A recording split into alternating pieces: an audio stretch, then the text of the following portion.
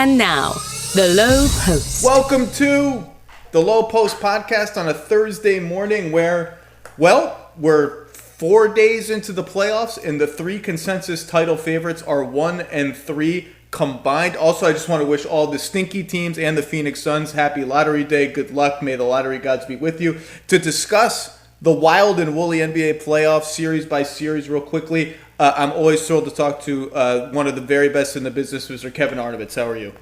I'm well. How are you? I'm tired, man. 4 games a day. It's like a sprint. And you know, look, I'm not going to lie. Raptors, you're taking care of business. Let's get one of these series out of the way because 4 games a day, by game 4, I'm watching plays and like the players are starting to blend into each other and my brain is falling asleep. We need to get one of these series out. So Raptors came back in the fourth quarter. Joe Harris left the bubble. Best wishes to Joe Harris. Let's get that one over with. Yeah. They didn't look great yesterday, by the way. I don't care. They won. They won. I don't care. They got the job done. I've got nothing to say.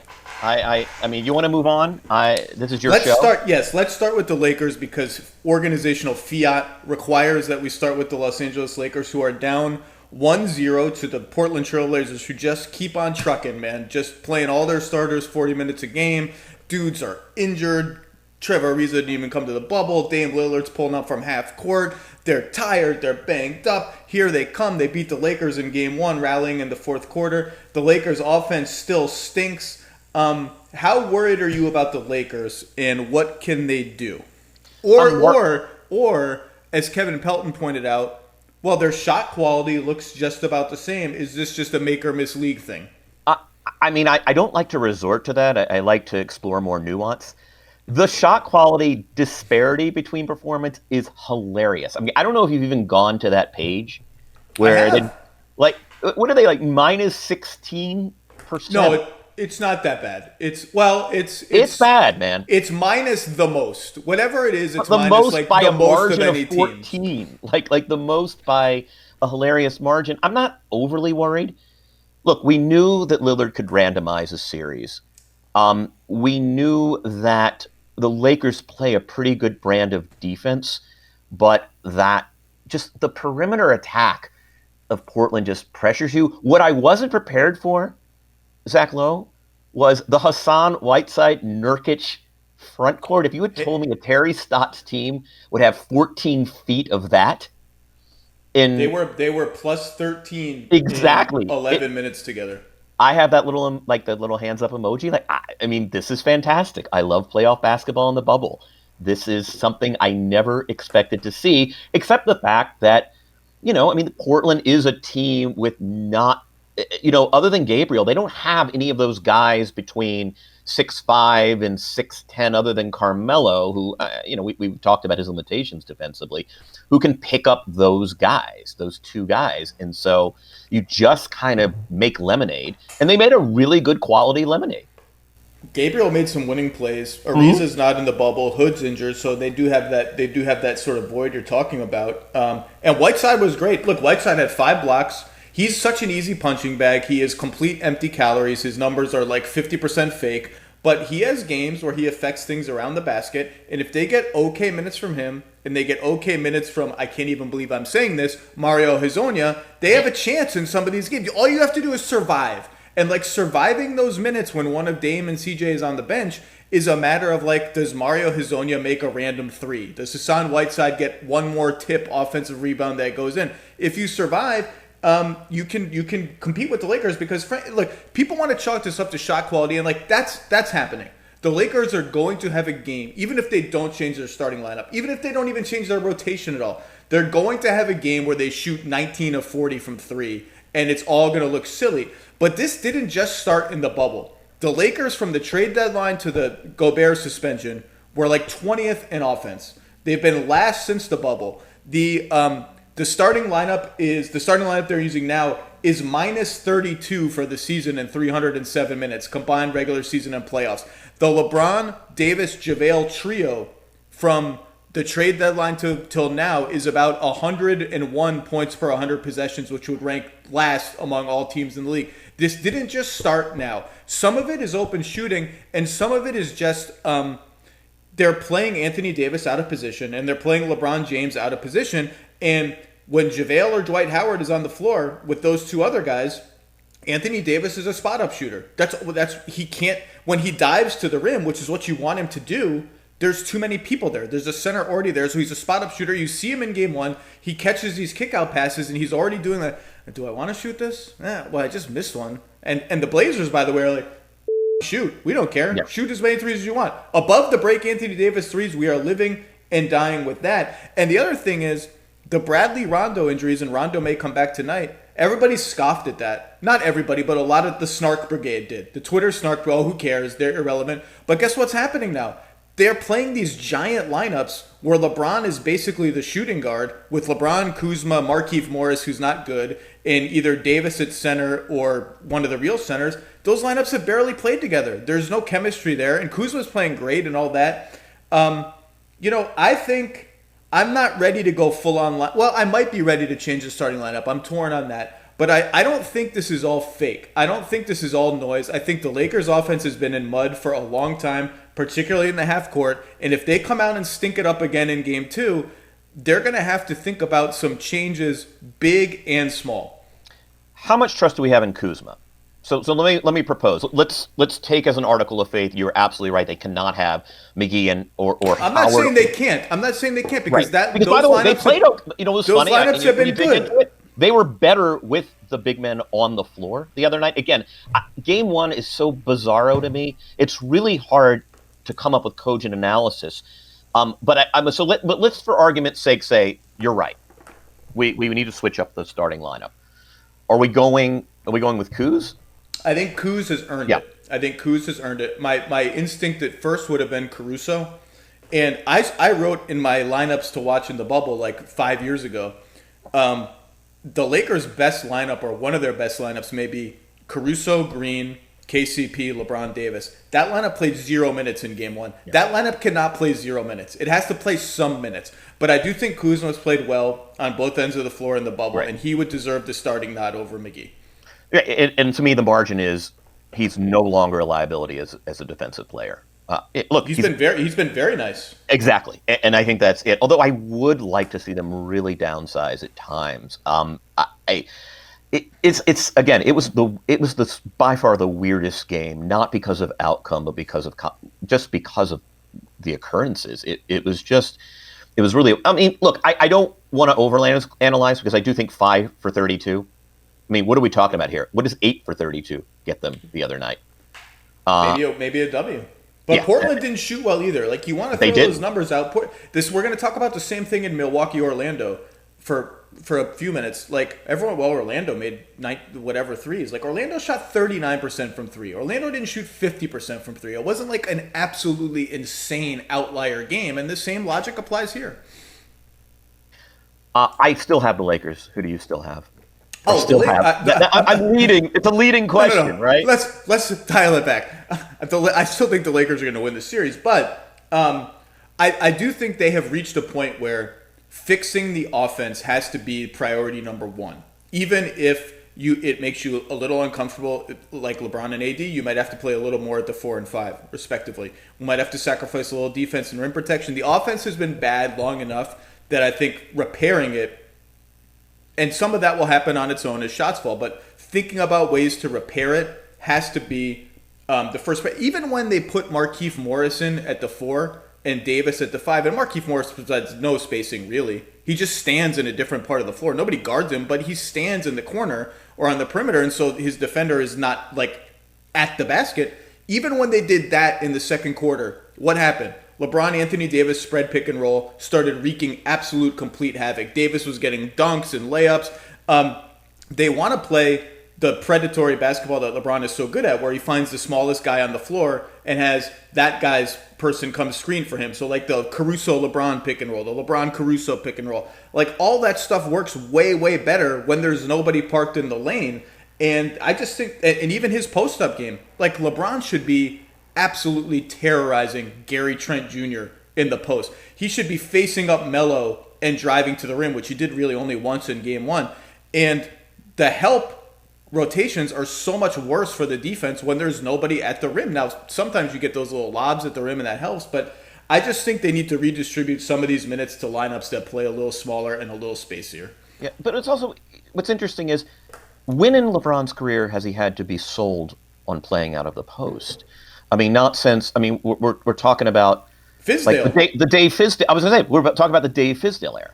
Like this is 2011, and is there anybody who processes learning more adeptly than LeBron? And that's what's so strange is, as you say, it's like the old Bugs Bunny cartoon where they're stranded on an island and the big bulldog sees the other guy and he turns into a chicken drumstick, and it's like that to me is what LeBron, again, you're looking at a 6'5" defender with a year and a half of service. And I am kind of confused other than, there isn't a lot of kick out on the perimeter. Well, that's the thing. The Blazers can send help. They can double him because it's very easy to zone up 3-on-4 against the Lakers with this. And again, like they still have LeBron and Anthony Davis. They are going to break out of this. They are going to explode in a game or two. And the Blazers' defense has been atrocious the whole playoffs. They're just I don't even know how the Blazers are like MacGyvering all these games. I don't know how they win these freaking games. But this is a long-term trend now, and it's not just luck. And I think to win the championship, the Lakers need Rondo back, as crazy as that sounds, and they need to tweak their rotation a little bit. I was watching Game 1. I even went as deep as could they give Markieff Morris's minutes to Jared Dudley? Like Jared Dudley will at least Jared Dudley, whatever, he's not going to help your defense very much, but he will get the ball moving on offense and he will shoot threes. I just don't know what the purpose of Markieff Morris is on the Lakers. I mean, he's tough, I guess. I just think they have the lack of a second ball handler is so glaring when Caruso is not in the game. And they have no identity when LeBron sits. Their offense, they have never figured out how they want to play other than give the ball to AD. Maybe he gets double teamed, maybe he doesn't. If he gets double teamed, it gets kicked to Kentavious Caldwell-Pope on a pick and roll that is going to end with an 18-foot fadeaway jumper that makes you puke. They just have never figured out how to play without LeBron. I think they're going to be fine, but this is not a 2-game, 5-game blip at this point. This is something might be happening here. Are we as worried about the Bucks? Well, let me just think if there's anything else I want to say about the Lakers. Yeah, I'm sorry. This is your show. No, the Blazers are awesome. Dame is awesome. By the way, no regrets about my Damian Lillard 4th place MVP vote. 0 regrets. Bill Simmons demanded a public apology from me. I will not apologize. I shall not apologize. On to Bucks Magic. What in the freaking blue hell happened in Game 1? The Orlando Magic, by accident, because Aaron Gordon's injured, Michael Carter-Williams is injured, Jonathan Isaac's injured, and Mo Bamba's injured, are playing shooters all over the floor. Markelle Fultz is the only non-shooter they're playing, and Kem Birch, who comes in for 15 minutes a game. And all of a sudden, they're kind of hard to guard, and Milwaukee was like, what the hell happened? And the Magic made 19 threes and won Game 1. In this series, I'm not worried about the Bucks.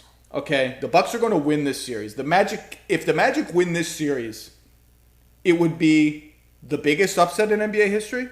Okay, so I don't think that's going to happen. But there have been. Look, I've been a little lower on the Bucks than the numbers all year. I said I'm going to pick them to get out of the East, but I think they're going to have at least one, if not two, backs against the wall or 2-2 whatever series. I don't think they're going to roll. I did not expect this. I think there have been simmering issues under the hood. You are a Bucksologist. I will just ask you, are you worried? I'm not worried. And I wrote this the other day. They've got some custodial work to do. There's some messy crap out there. I mean, I'm watching, in the third quarter, right as the Bucks are finally mounting a run, order is about to be restored. And Terrence Ross on the weak side is curling off like a screen and catching a pass on the move from Augustine and just wide and open space going in for the slam in the half court. And back cutting the same play. Oh yeah. And by the way, 45 seconds later, Zach, Terrence Ross curls off a stagger screen, this time on the right side of the floor, catches a pass from 4'11" DJ Augustine, and without a dribble, wow. Face, DJ Augustine slander. By the way, as a short man, that's not a ridicule of Augustine. He's playing against the vaunted long defense, and arms and legs all over the place. Um, and for about 5-6 minutes at a time, he's controlling the game.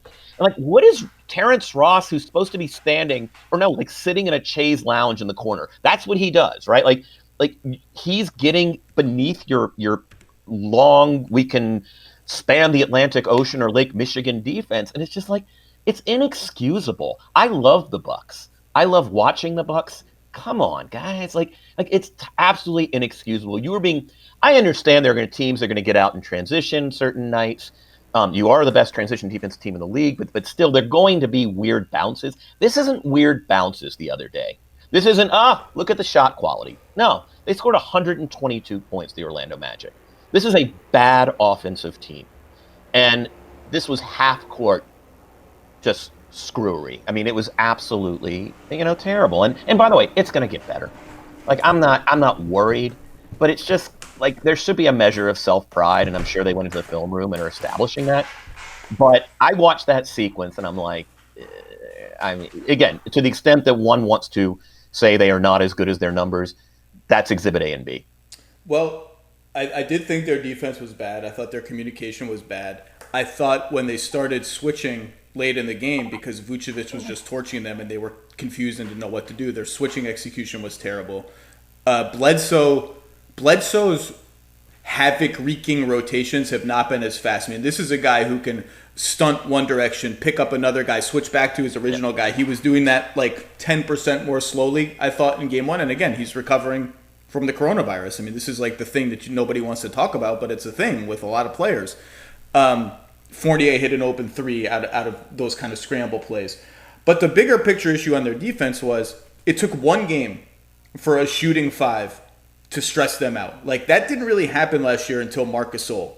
And even then, that was like as much about Kawhi as it was about Marc Gasol.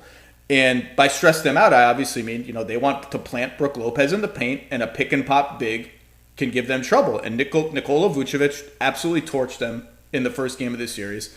And part of those Terrence Ross dunks was that Vucevic was often the facilitator, and Brook Lopez didn't want to lean back off of him to take away that passing lane, or to Terrence Ross.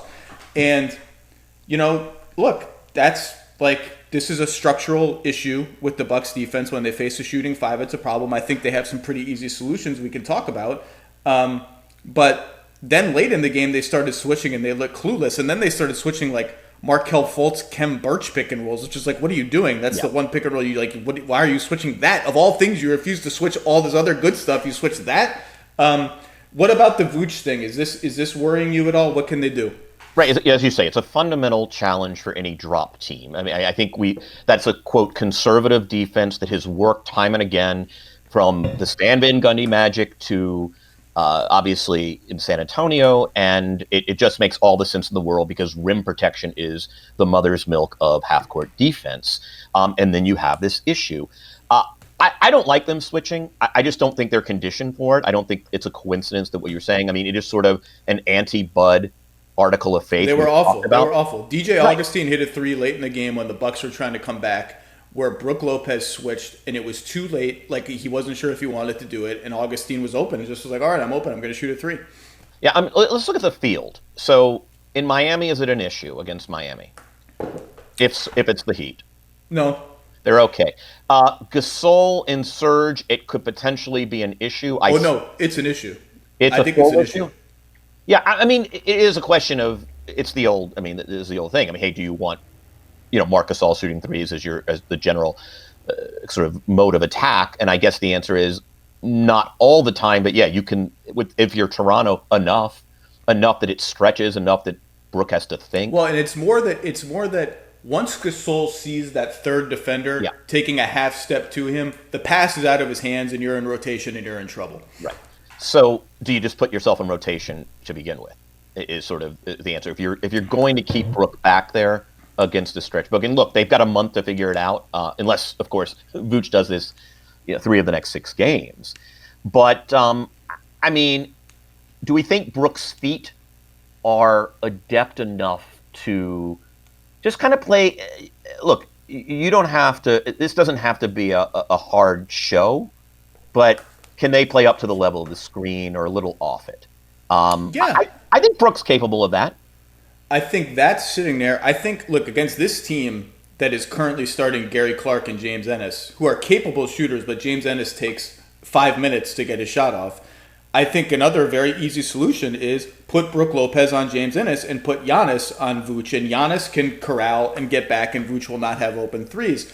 And Bud just doesn't look. It's only one game, and it's the Magic. He shouldn't have to make that adjustment. Now, if they go down 2-0, that's an adjustment maybe that can happen. But like that's just sitting there. And you look at the Clippers, like they don't even mess around. They put Zubats on not Kristaps Porzingis immediately, opening tip for this exact reason. Right. Like you have a matchup sitting there. Brook Lopez can guard James Ennis just fine, and it's just those are the things that Bud I think is historically slow to do. I think they're thinking about it, but you can't be doctrinaire in the playoffs. You just can't. You can't get through 4 playoff series being doctrinaire, and that's always what's worried me about their team. Right, and so you can bogut this, and sort of again, the Tony Allen was one of the greatest demonstration of this of all times, and I think they can. I mean, they've got a lot. They're fairly good at problem solving. Again, as you say, if they can employ the flexibility to problem solve. So I'm not overly worried, but it just, it was messy. It was not becoming of the league's finest defense that, whose margin between 1 and 2 is bigger than 2 and 7. I mean, it just, and in that sense, I do think, look, they're very much we talk about offensive rhythm teams. They're kind of a defensive rhythm team. And I think it gets better. I'm almost certain it does. But it was startling to see. And let's give Orlando credit in this regard. Like all Steve Clifford teams, they are a really good transition defense team. So they're facing a wall as soon as they get over half court, the Bucks are. And look, the other under the hood thing about the Bucks is they're not a good three-point shooting team. They look like they are because they take a lot and Giannis is kicking to everywhere. But their starting lineup has Eric Bledsoe, average to below average. Brook Lopez, average to below average. Wes Matthews is fine. He's 36% this year, 38% for his career. Off the bench, they're bringing Connaughton and DiVincenzo. Like, these guys aren't scaring anyone. Their perimeter players aren't scaring anyone. And I think, and you saw it in game 1. They're 15 feet from Pat Connaughton when Giannis has the ball. They're at the nail off Pat Connaughton. They're going to be at the nail off Dante DiVincenzo. They're not going to let Giannis penetrate if the penalty is leaving those guys open for above the break threes. I think at some point the Bucks are going to have to think a little harder about what are the lineups where we can put just amped up shooting everywhere around Giannis? Everywhere. Like no average or below average shooter. So I look like a lineup. This lineup has played no minutes this season. George Hill, Chris Middleton, Wes Matthews, Giannis, Marvin Williams. That one. Flip Korver in for Wes Matthews if you want even more shooting. Now maybe Korver can't hang defensively. That lineup has played no minutes. Like, they just have these lineups where there are 2 and sometimes 3 shooters that the defense is super happy to leave open, and the only solution to that is to play more shooting and live with it. And frankly, George Hill, he just might be better in the playoffs than Eric Bledsoe. Like, he just might be. He was better last year. He might be better. This was the great elephant in the room against Toronto. Right. And I've historically loved Bled. I think he gives them so much defensively, again, notwithstanding whatever limitations he has now in terms of health. But, it was the big question when Brogdon left. I loved Brogdon because he could do 2 things. He could shoot standing still and he could take it off the dribble. That wasn't a guy, despite whatever you think about his athleticism. I mean, he always seemed to get to the rim and he's crafty doing it. And with Bledsoe, here's the question for you. What does Eric Bledsoe do really well offensively? I think what he does really well offensively is when the floor is scrambled in like semi-transition, he's really aggressive getting to the rim. And when the floor is scrambled at all, he's really aggressive. When the defense is backpedaling, he's really good in those situations. And when you take away those situations, he's not a great pull-up 2 shooter. He's not an incredible finisher at the rim. He's just, he's there for his defense mostly. And you just pray he hits enough open threes. Right. I mean, I was about to say the only thing I think he does is the small on small screen, the 6-7 times a game you need to deploy that. But it's going to be really challenging again, because as you say, it's hard. It's hard for your point guard not to have that kind of range. I mean, obviously there's one huge example in the Eastern Conference and he's not playing. But to your point, if you're going to be a drive and kick team and you have the best half court driver in Lord knows how long, it's hard for the point off the ball not to provide that. And it does worry me. They get gummy. They really get gummy. To that point, and then we'll move on. Their best offense in Game 1 was using Giannis as a screener. He set 22 screens in Game 1. They scored 1.33 points per possession when they shot right out of that action, and 1.5 per possession just overall, which is like, those are just insane numbers. And when the ball handler is a threat to shoot, like when you can't go under that screen, and you get Giannis rolling into space with the defense rotating, you're done. And I would like to see even more of that in Game 2. The Bucks will be fine. The Bucks will win this series, but was not an encouraging start. Let's transition, unless you have any other Bucks thoughts. No, I was just saying, the last thing is, Middleton's going to have to be a real central ball handler here, to your point about Giannis screening. Like, he's going to have to be the playmaker when Giannis is in sort of more intricate sets and possessions that last a long time. And it's going to be a real Middleton-y playoffs. It's 10:30 in the morning, so it's a little too early for one beer, but I might have to go get one beer because it's time to talk about the Sixers and the Celtics. And the Sixers, what a disaster. Absolutely laid down and let go of the rope in Game 2. They are not going home for Game 3, where they were 29-2. They're going right back to the bubble, obviously. Look, there's a tendency, and if they get rolled in this series, like, I don't think it's any secret there are going to be some changes there. There's going to be a tendency to condemn the front office and the job they've done building around Simmons and Embiid, and I think a lot of that criticism is fair. The Horford contract is a disaster. The Harris trade was an overpay the moment it happened. It surprised all of us, and you talked yourself into it. And we talked ourselves into it a little bit. And the two biggest decisions, obviously, zooming out, are Fultz, and Tatum is just rubbing it in their face every second of these games, and Butler. And both of those, the Fultz one is obviously catastrophic. I mean, that's not even a disaster. That's catastrophic. That could take years. If you blow the number one pick that badly, that can take years to recover from. And the only reason it hasn't for them is because they've had two other high picks that have hit because of Sam Hinkie. And the Butler thing we can talk about. But on the flip side, like, if you take away, like, Ben Simmons has a chance to make All-NBA this year, okay? I put him third team All-NBA. If you take an All-NBA player off any team, they are going to look bad. This is a terrible matchup for them to not have Ben Simmons because he was their only answer to Tatum. Now they have to play Tybalt. Tybalt does absolutely zero on offense.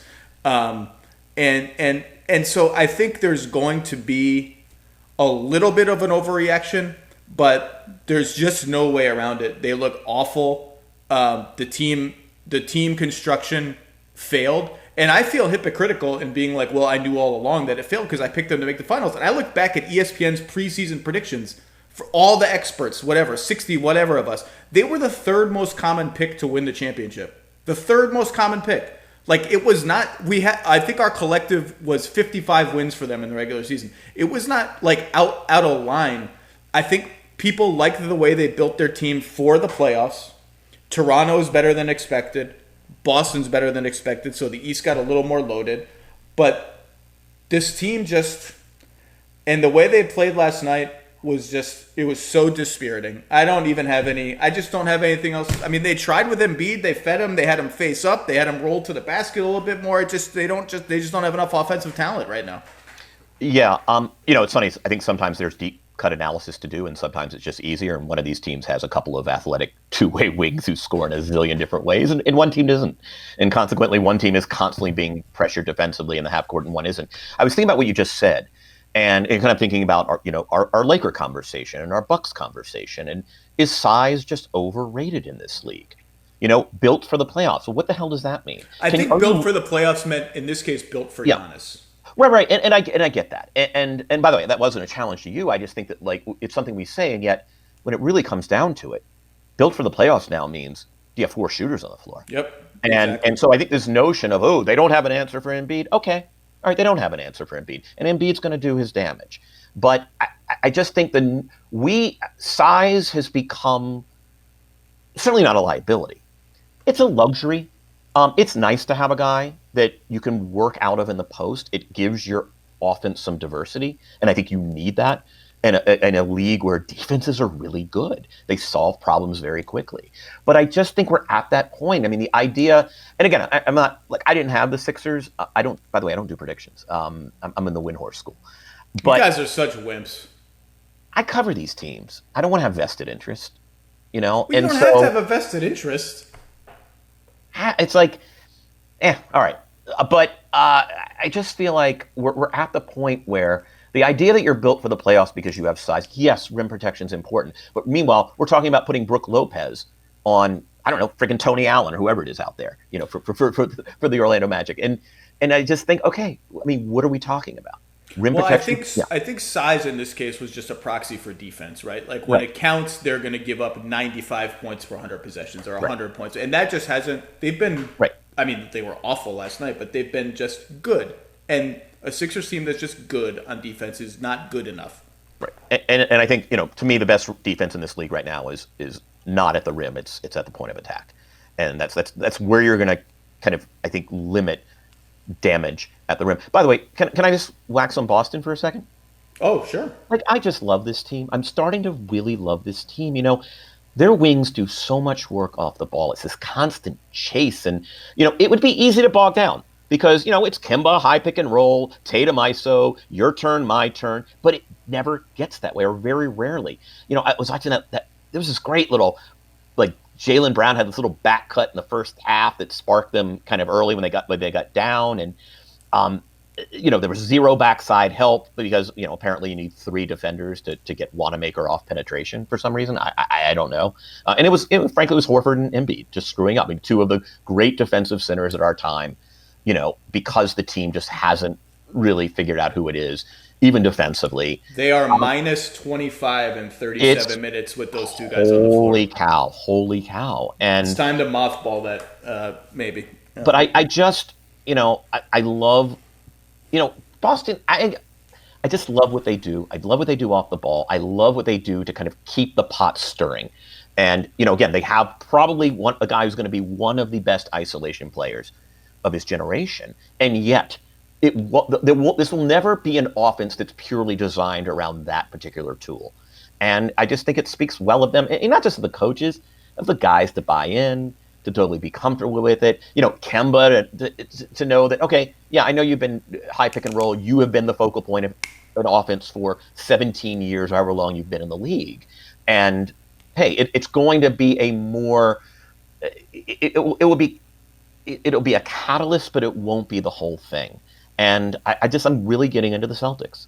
Well, the difference in ball handling between the 2 teams, guys who can hurt you off the dribble, is so stark. And again, Ben Simmons is not playing. Now, Ben Simmons can't shoot, refuses to shoot, blah, blah, blah. So his ball handling it's like 20% less effective in the playoffs.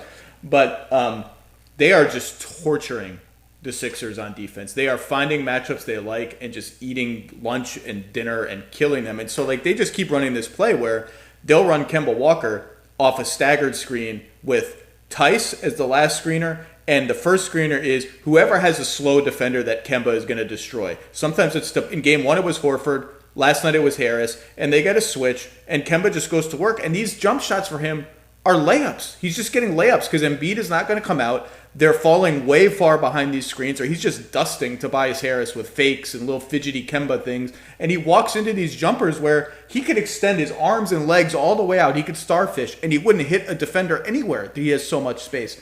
And they're just finding ways to get everyone involved. And on the flip side, the Sixers cannot punish Kemba Walker at all.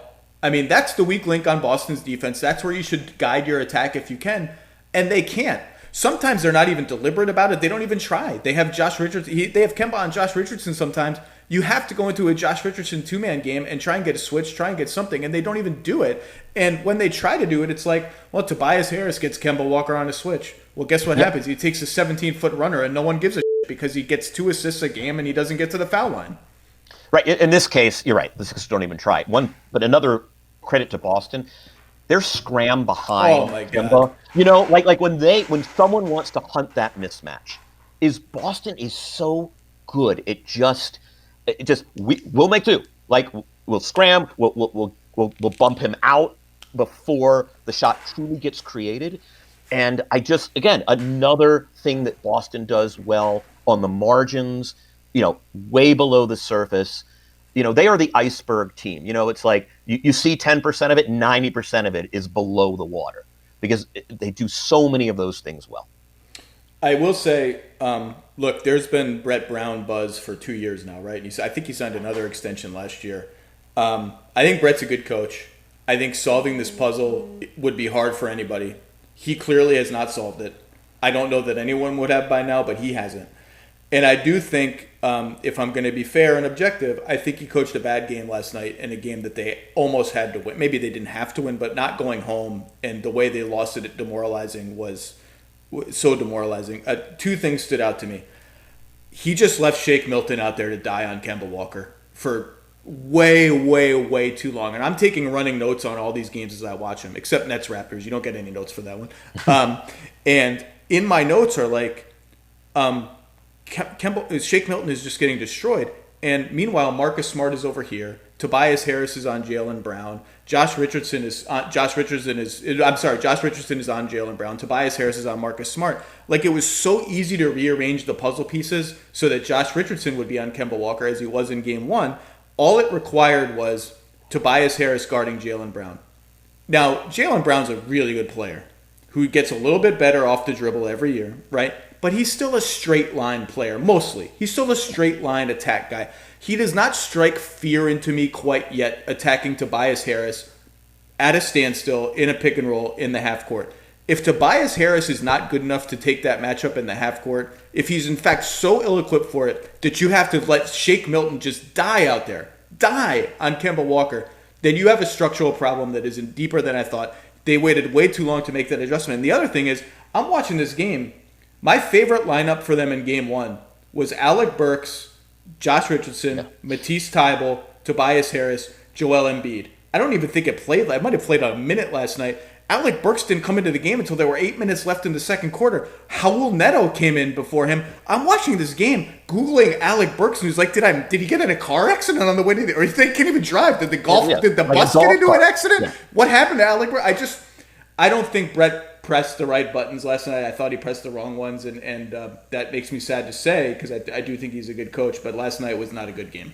Yeah, I mean, and to your point about Brown, I mean, Brown doesn't really, he gets his offense in the flow of their offense, right? Like, he's not even a guy that is a featured part. It speaks well of him, right? I mean, he's able to generate offense on secondary actions and whatnot, right? It's, Harris, you have a guy like Harris because theoretically, that size, that body, that skill set, hey, he's a 1 or 2 through 4 guy and probably can tread water at the 5, against certain teams. But yeah, I look, I'm probably a little bit more charitable just because I just like, what's he gonna do? I mean, like I said, I don't think anyone solves this puzzle by now. And again, an all NBA level player is not playing. That's devastating to any team. I just thought last night there were a couple pretty obvious things that were not done. Yeah, and Burks wasn't great last time. He had a wonderful game. No, he was 1 of 8. He was 1 of 8. But look, Philly in the playoffs is 16th in threes, and it's only 2 games, and 12th in shots at the rim. Yeah. And by the way, not going to win. 9 total fast break points. Oof. For a team that doesn't shoot, God, you need that stuff. You just need a little octane. You got to, again, eat at the margins. And they had 1 fast break point in 48 minutes. 1. Well, and Boston has the best transition defense in the league, according to our friend Ben Falk at Cleaning the Glass, which looms large for what is setting up to be a pretty epic second-round matchup, despite the absence of Gordon Hayward, which I think could really hurt Boston. I'm so psyched for that, Zach. I'm so psyched for that matchup. One thing, something in my notes on the Celtics reminded me, one thing about the Bucks, another low-hanging fruit thing they can do is don't sit Giannis and Middleton at the same time. They do it for a few minutes every game, and they lose those minutes routinely. And I'm thinking about how Boston has done a pretty good job staggering Tatum and Kemba, and when they have all 4 of their best perimeter players healthy, they're pretty diligent about keeping 2 of them on the floor at the same time to make sure the offense has some creation. Boston's been amazing. Philly's been awful. It certainly doesn't have the vibe of a series that will turn. In fact, it has the vibe of a series that would go the other way and sort of peter out into a sweep. I picked Boston in 6, which was like as optimistic as I could get about Philly. And I don't feel good about it going to 6. we'll see what they do on Tatum. They had Embiid blitz once, I think, in the second quarter. They just said, well, maybe we got to blitz this guy. Maybe they'll try some gimmicky stuff. Let's go to what I think is maybe has the chance to be, if the rest can stay the hell out of the way, the most entertaining series of the first round, which is Clippers Mavericks. The Clippers the Mavericks behind a monster effort from their bench last night. Seth Curry and Trey Burke and Boban smashed the Clippers in Game 2. It's 1-1. They survived Luka foul trouble. They almost survived a freaking horrible ejection to Kristaps Porzingis in Game 1. Dallas is just good, and they're just a really good team. This is not. I still think the Clippers win this series. They have some matchup advantages that are pretty hard to do. Kawhi looks pretty hard to counter. Kawhi looks great, but Dallas is good. What have you seen so far? I want to talk about the Clippers defense. I want to grade them on a curve because they're obviously anybody who faces this Dallas team should. They employ a switch defense by and large. And I completely understand the thinking, particularly with this personnel. You've got a bunch of like-sized guys.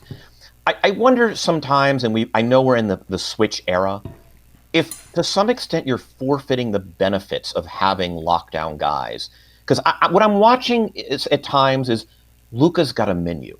Right? I mean, Paul George started on him for a little while. Kawhi in the second. Morris spent some time. He'll get a screen at 42 feet, and all of a sudden it's the Reggie Jackson, Lou Williams.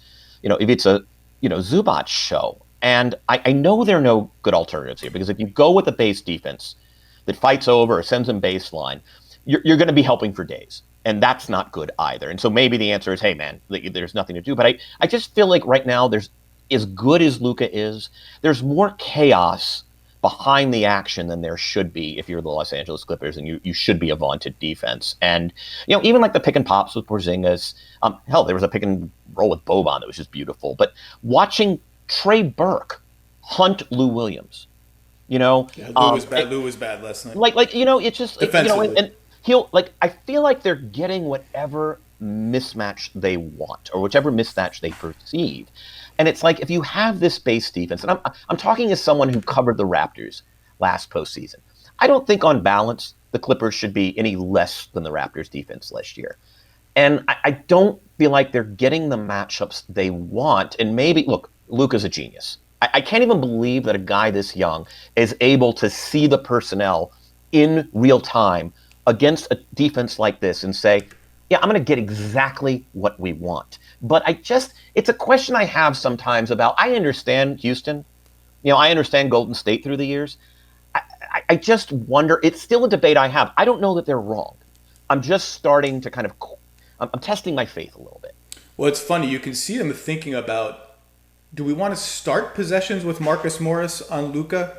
Because they're going to set a screen and we're going to switch. And is it better to end up with Kawhi and PG on Luka, or start out with Kawhi and PG on Luka, end up with Marcus Morris switching onto him? And sometimes you mix it up, and just to sort of throw guys off. Like we saw in the Jazz series, they put Juwan Morgan on Nikola Jokic for 10 possessions just to see what happens.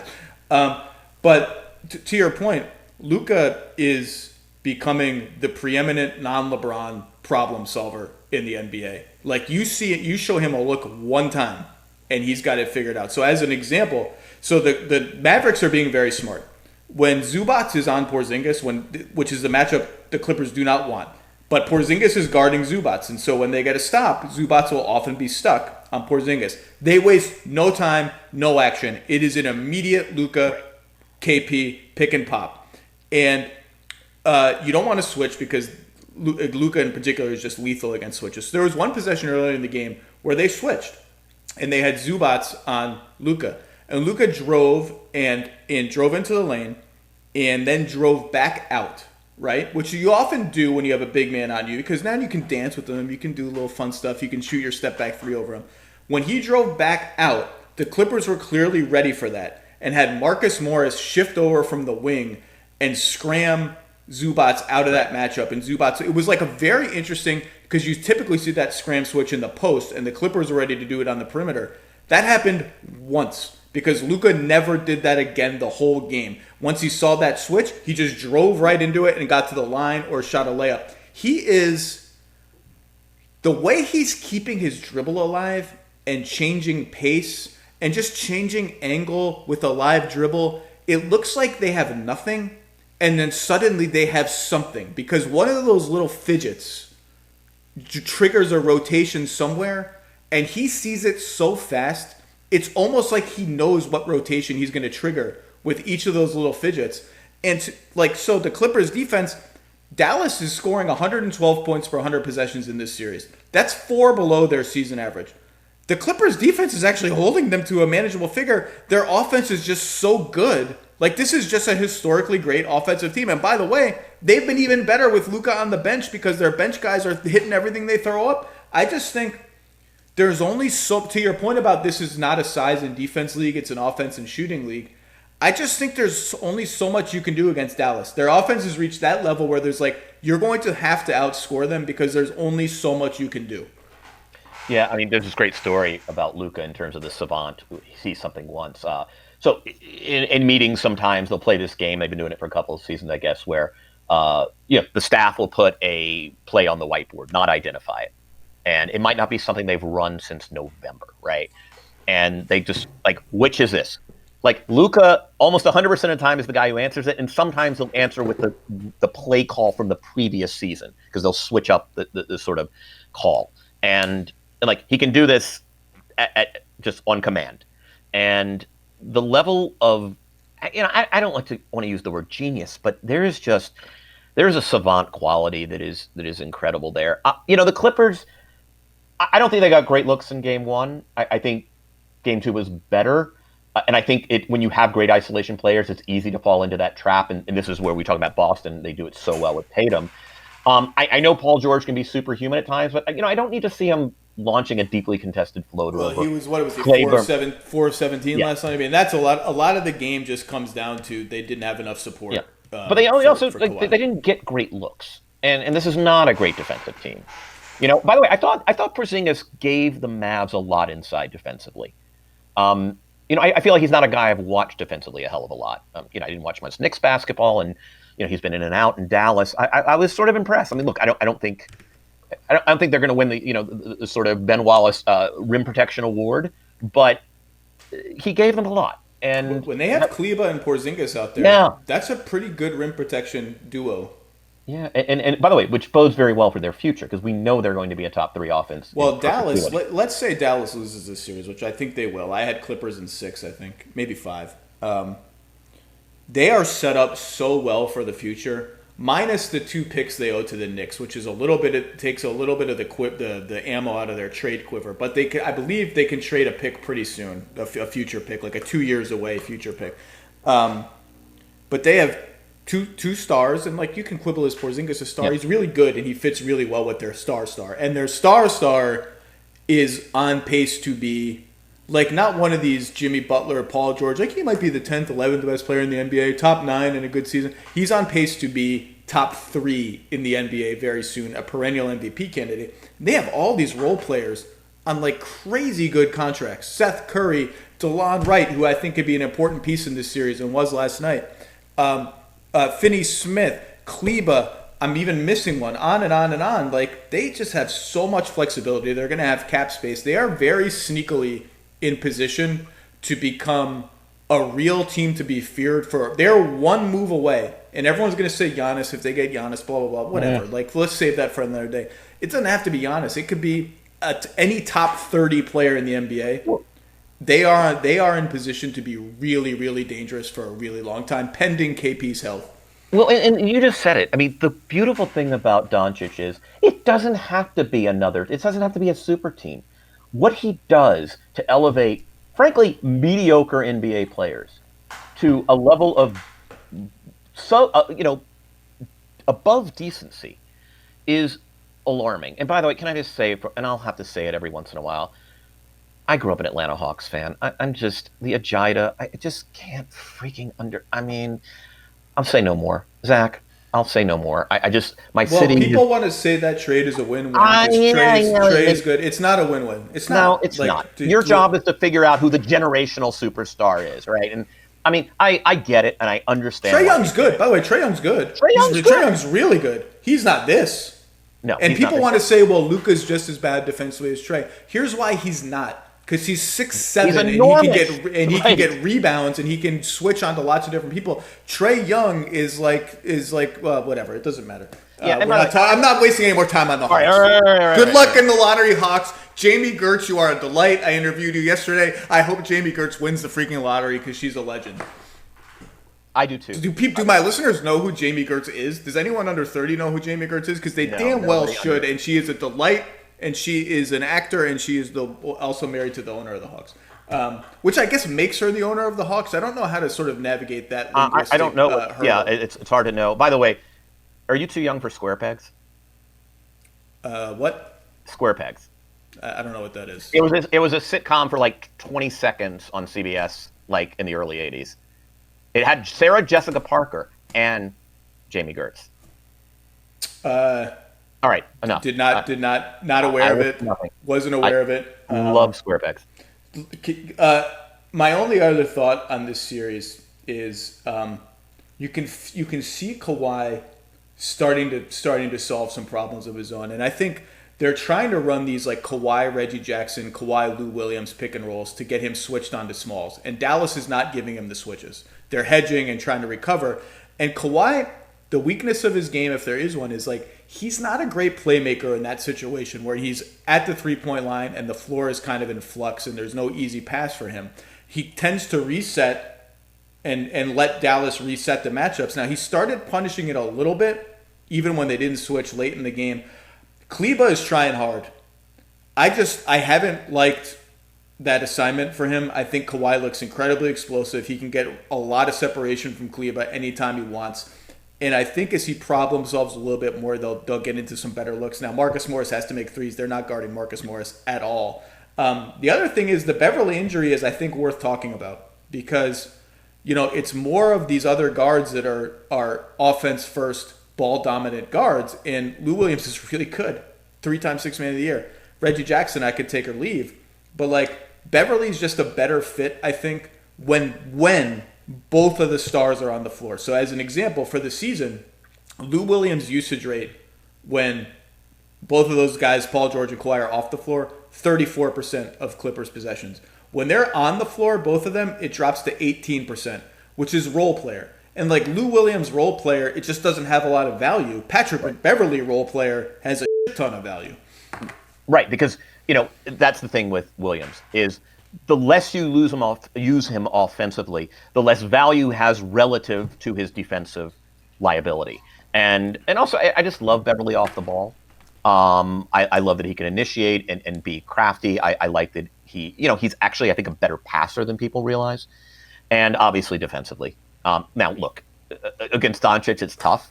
And he guards a bigger guard as well as any little guard, but it's still a little guard on a big guard. The Clippers left a lot of money on the table, even at the margins. And, for instance, they didn't convert in transition yesterday. None. I think they were a little over a point per transition possession. Okay. I mean, I think this is where if you want to play not so much the shot quality game, but, is this a festering problem or is this an anomaly? They're going to do better work out of transition. Then again, they are kind of applauding, they're a Kawhi team, and they're never going to get a lot of free money out there. No, I mean, they're actually transition offense and their pace were a little higher than I thought for the season, but there are long stretches where they look like they are not getting enough of that. The other thing is it's interesting they've used Marcus Morris at center more already in this series than they have before. That may be just because Harrell's working his way back. That lineup actually hasn't worked very well. I was intrigued by it, but it hasn't worked. I think this is going to be a competitive series. I think Dallas is in this to fight. But Zach, I'm willing to be patient with that lineup. I'm not going to toss it. No, absolutely. You know what I mean? I like it, and I'm going to want to like it. And I think we will all like it at some point. I think I like it better with Beverly. Because then it just becomes hellacious defensively. But, we're obviously not seeing that. Unless you have other thoughts, let's turn to Denver just can't play anything but a rollicking playoff series. It's just going to be rollicking. It doesn't even matter if it's last year's boring old Spurs or the Jazz without Bogdan. It's just going to be freaking rollicking. So it is a rollicking 1-1 series. Utah blew the doors off the Nuggets yesterday after Donovan Mitchell blew the doors off them in a Game 1 loss where he scored 57 freaking points. To me, the by far most worrisome thing about everything that has happened with the Nuggets so far is they've been essentially the worst defense in the NBA since January or February.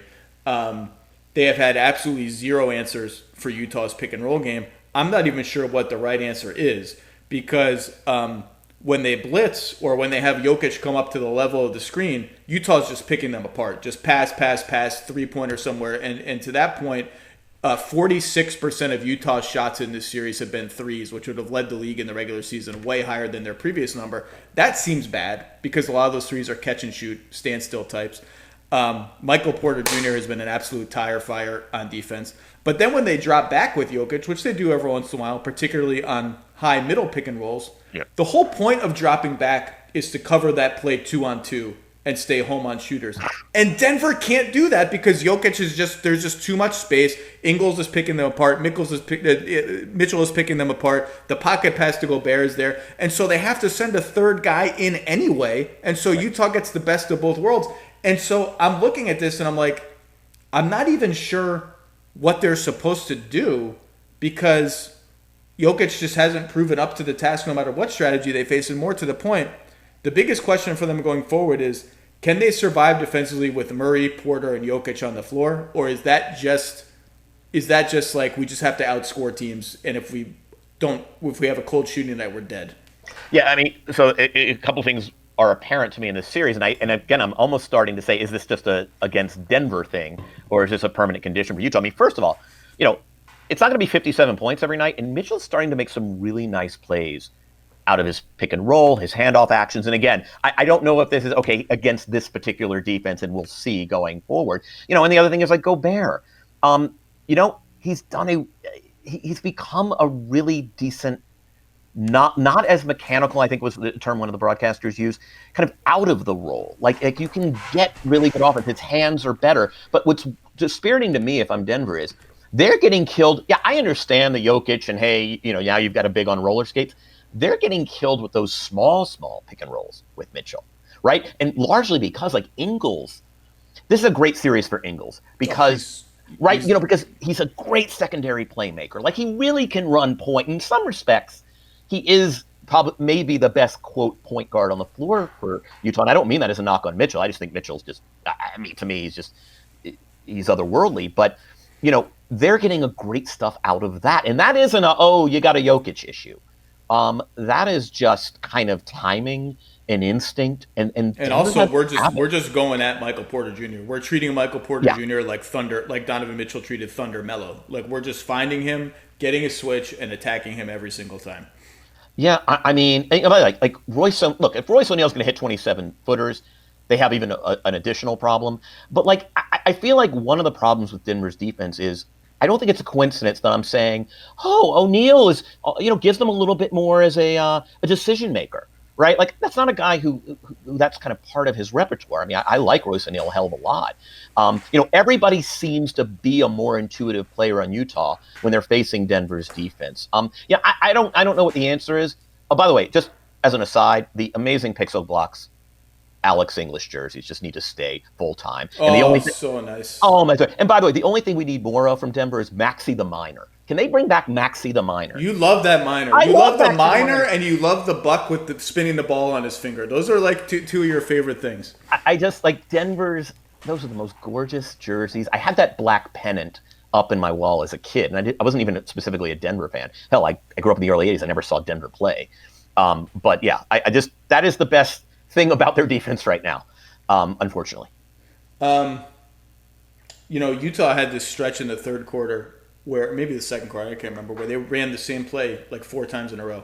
And it was Mitchell Ingles pick and roll on the left side with Ingles flaring off a Gobert screen. And they got whatever they wanted. I mean, every single time. First it was Michael Porter on Ingles, and every miscommunication that Denver has defensively involves Michael Porter on this. Maybe it's not his fault every time, but he is the common denominator on botched switches and this and that. Then they took Porter off of Ingles and stashed him on Royce O'Neal, and so what they did was they brought Royce O'Neal into that action, and it worked again. Like they just they just kept on targeting him, and then they tried Jamal Murray on Donovan Mitchell late in the game because they just can't figure out who should guard who. And no team, it's starting to sink in now that the seeding games and the hoopla are over, how much they miss Harris and Barton, who left the bubble with knee issues, because those guys at least they're kind of two-way players. They're decent two-way players.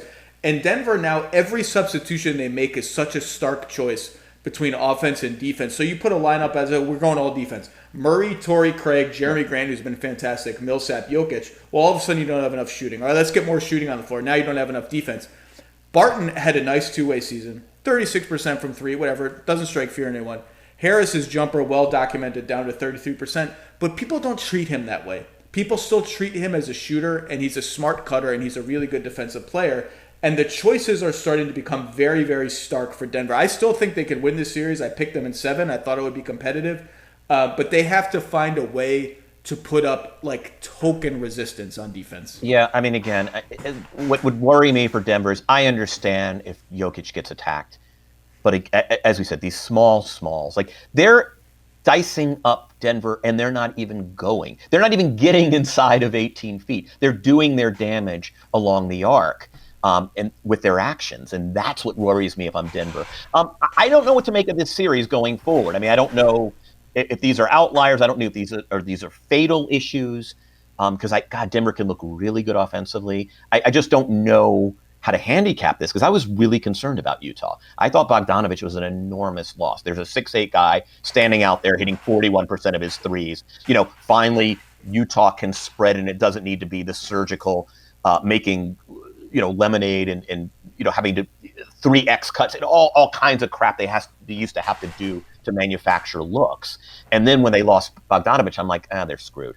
And yet now, yesterday was a revelation. I'm also really excited because they're fun.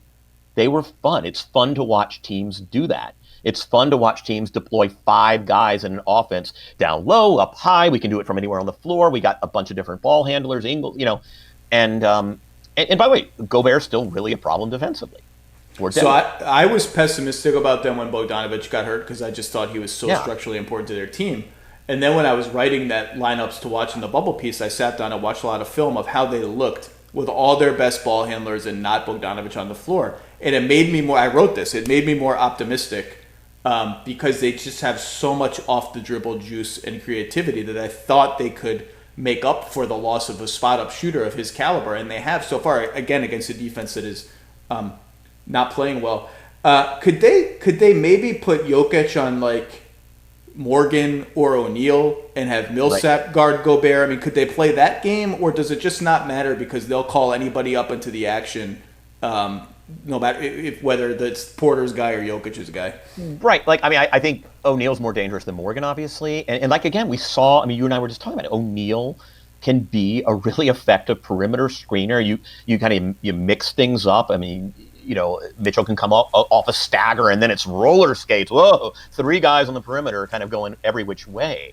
I don't know. It is funny, though. It's the 3rd time we've asked that question of a center who, as a drop guy, sort of compromises. And I love Jokic. I think he actually moves his feet pretty well on defense and he has good hands. He is not doing, and he's still not good, but I don't think he's this bad. But in this series, he is not doing enough. His hands are down. He looks slow. And they turned the corner on those picks with Rudy. And there is way too much airspace for them to throw pocket passes or lobs. He's just not taking away anything. His hands haven't been active. He's never going to be good, but he can be better than he's been. Yeah, and I'm not someone who thinks he's one of these awful liabilities. Actually, the numbers I'm always shocked when I kind of look at the defensive rating numbers. Jokic isn't. Whatever I'm seeing, he's not killing them. But yeah, that's the point. The whole point of dropping is you actually cut that stuff off. And if it's not going to provide rim protection, then exactly what is it doing? And I appreciate they've been penetrating. Utah, again, it's taken me a while to adjust to you mean Utah, the Utah Jazz are an off the dribble team. And it shouldn't, but it's still, I'm kind of, sometimes my mind gets stuck in 2017. And I just realized this is just a completely different offense. Well, and by the way, they're about to get a very important player back on their team who missed the first 2 games, and that's Mike Conley. Yeah. And that's a big deal because then then those Emmanuel Mudiay death minutes vanish, and your rotation sort of gets a solidified 8-man rotation. Maybe we go 9 if we think Morgan has earned some minutes and can spot us some time defensively rebounding, and maybe make some spot up threes. Then you have a much more solid rotation, and you're not just sort of closing your eyes, hoping your bench doesn't blow everything, and you can restore that bench unit that was killing it at the end of the regular season with Conley and Ingles and the 3 core bench guys. That was a pretty damn convincing win for Utah yesterday. Denver has a lot of questions to answer, and going forward, I mean, it's like, what are the chances Millsap is back on this team next year? He's just not doing anything on offense. Yeah. Grant has been flat out better than him. Porter's going to have to play some 4. It feels like Millsap is gone. I mean, to me, it doesn't make sense to pay Paul Millsap for them, or I don't know who's paying Paul Millsap, but it feels like that has started to run its course, and they're just not getting enough out of him on offense. Yeah. I mean, look, my one consolation for Denver is I still go back to Murray Jokic, and that is one of the most just devastating 2-man games in this league. And look, they might have a Dallas issue, right? You're just going to have to outscore. We're just going to outscore you. But those 2 guys, when it's working, it is the prettiest dance among the prettiest dances in the NBA, and it's going to be potent again. Like, they're not going to lay down, because that is just that manufactures so much good offense. Well, one of the things I really like about Murray is he's not a great passer. He's probably not even a good passer for a point guard, but he is really, really smart about these little kind of high-risk entry passes to Jokic. Like, if they get a switch and there's really only a tiny angle to try and skip this little bounce pass to Jokic with the small guy on him, he's pretty daring about that, and he's pretty early on it, and he makes them pretty well. Like, Jamal Murray at that kind of specific pass has a really nice sort of bravery and courage to his game, and Jokic obviously catches everything. Right. And look, there's certain point guards where he's not a good passer except with that guy.